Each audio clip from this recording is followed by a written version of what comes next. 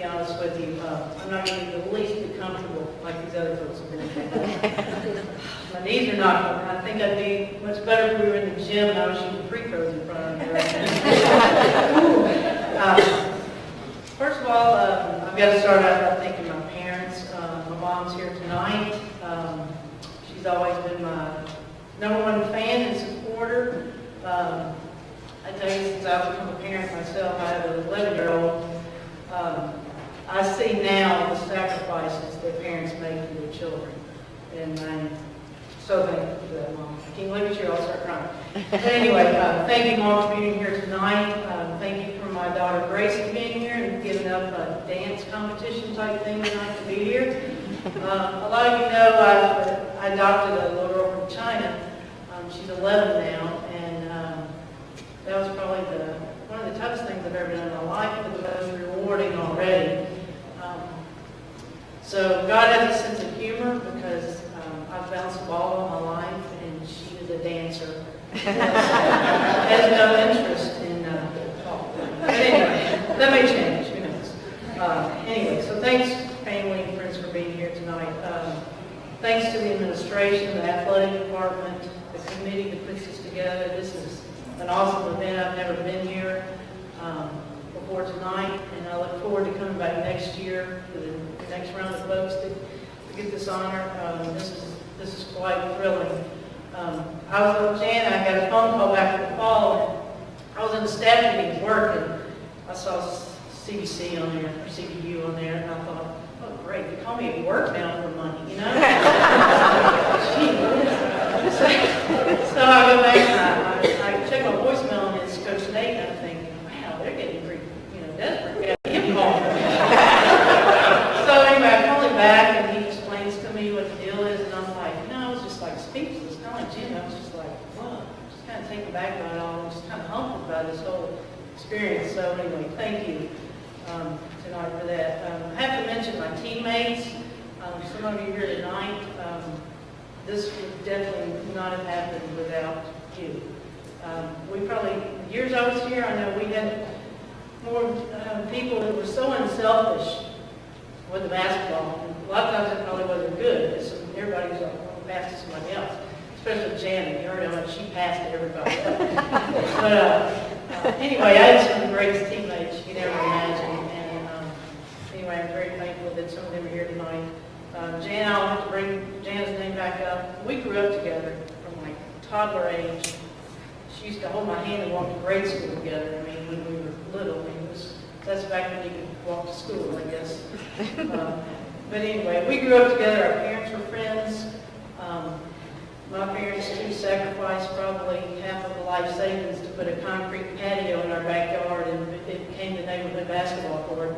And we lived right around the corner from each other. Ended up going to high school together, played ball there together. Then we played a couple of years here together. So it's quite an honor tonight to share this moment with you. I mean, it just seems fitting, really, to be here with you and see all your family here tonight too. Anyway. I guess before I speak of my time here at the CBC, it'll always be CBC to me, but I went to a small private school here in Memphis. My coach was, he was really kind of good with the old Miss basketball coach, women's coach at the time, and he was really kind of pushing to get me in Division I basketball, that kind of stuff. And, I went down to Ole Miss. I was telling the guys at my table tonight. I went down to Ole Miss once and scrimmaged, all that recruiting stuff going on. We scrimmaged for 3.5, 4 hours, and I think I would have been a point guard, even probably a small point guard nowadays, but a point guard then. And I shot the ball like 3 times. I know that's it. I came back from Oxford that day, and I told my parents, I said, this is not for me. Because, I mean, I was used to shoot. Jan would pass it to me in high school, too, so I was used to shoot the ball a lot. So I was like, this visit, come watch me play, all this kind of stuff. I mean, it just became real obvious that God wanted me here at the school. And that ended up being such a blessing to come to a place like this, and it's like family. I mean, it was a small school, similar to what I was used to in high school, and it just felt right. So anyway, that's a little how I got here.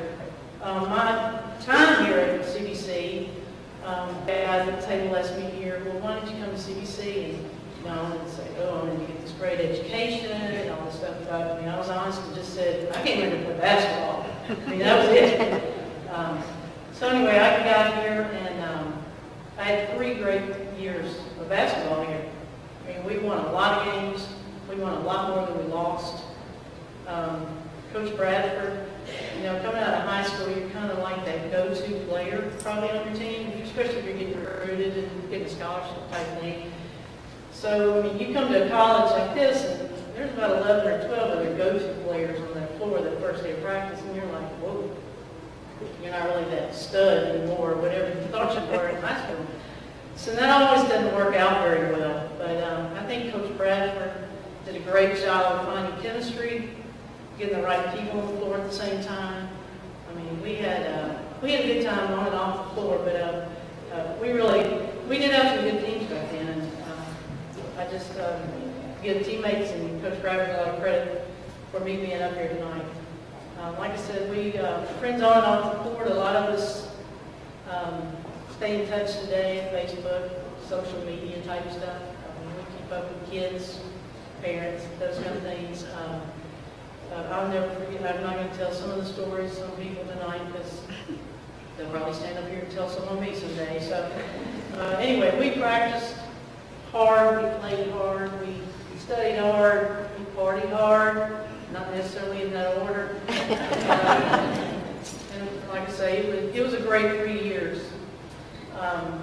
My 4th year, my senior year, you sort of it started as expected. I mean, I saw that light at the end of the tunnel, you know, your last year ball.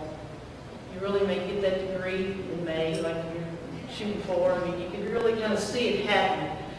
So we started the year. It's going to have another great team. We come off my junior year, we had a really great season. So I was looking forward to my senior year. Well, my 6th game of that year, I tore out my ACL, blew out my knee, and basketball was pretty much over. And you got to remember that we didn't even have a 3-point shot or playing with a small ball, women's ball yet. So a medical red shirt was probably not even in our conference's charter. You know, that probably wasn't even an option. So I was pretty much done with basketball. Well, the week after I had my ACL surgery, my father died unexpectedly. So that light at the end of the tunnel was pretty much just kind of dim as could be, almost like disappeared. And that 2nd semester of my senior year was probably the most challenging, obviously the most challenging time of my life at that time. The next few months I had, and again, remember, as my daughter says, back in the day, this was back in the day when we didn't have email or Twitter, texting and Skype in the classroom or anything like that. So I mean, I had brothers walking homework to my dorm for makeup work, you know, checking on me, bringing me things, making sure I was okay. Coaches, the administration calling, checking on my mom and me. I mean, it was just like family. And it was a tough few months there. And of course, I having to sit on the end of the bench and become a spectator. It's something that's been your passion so many years. That was a very tough time. But anyway, I had a huge support group of not just family and friends, but teammates. Like I said, they were carrying my books to class for me, making sure I was getting everything that I needed. Again, the administration and the brothers and professors here were just like top-notch during that whole time. I did make it to May, and I graduated on time, which was probably a shock to a lot of people still to this day. But anyway, that next year I began a career in IT at FedEx Services here in Memphis, and have been there ever since, and just celebrated my 28th year there. So basically, I just again want to say thank you. I will be forever grateful to this university for not only giving me the opportunity to come play basketball, but to let me have the opportunity to get the best education anybody can imagine. With my knee injury happening like it did that last semester, just being a total mess, my basketball career really never felt complete. But when Coach Nate called me, I mean, this completes it. So, thank you.